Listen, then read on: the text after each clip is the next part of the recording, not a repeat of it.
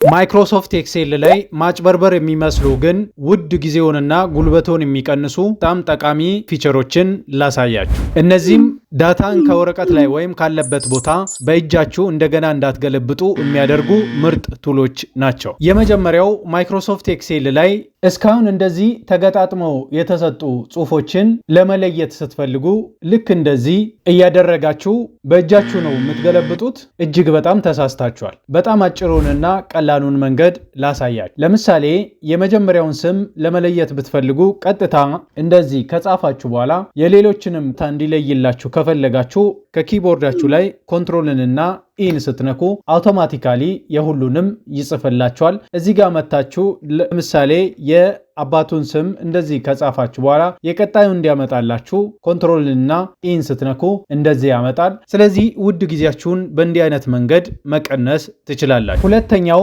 ማይክሮሶፍት ኤክሴል ላይ እንደዚህ አይነት ብላንክሮችን ደሊት ለማድረግ ራይት ክሊክ እያደረጋችሁ እንደዚህ ነው ደሊት የምታደርጉት።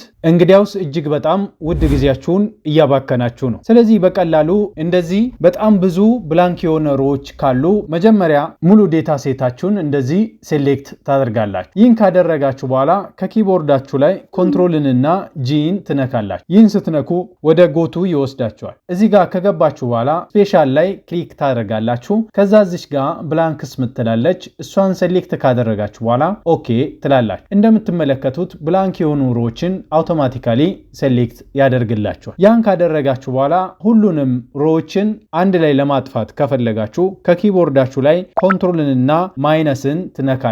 ያን ስታደርጉ ይሄኛውን ደሊት ዲያሎግን ያመጣላችሁ። እዚች shift cells up የሚለው ላይ ከዛ ኦኬ ትላላችሁ። አውቶማቲካሊ ብላንክ የሆኑ ሮዎችን እንደዚህ ያጠፋላችኋል ማለት ነው። ሙሉ ቪዲዮ ባዮ ላይ ባለው ሊንክ ታገኛላችሁ።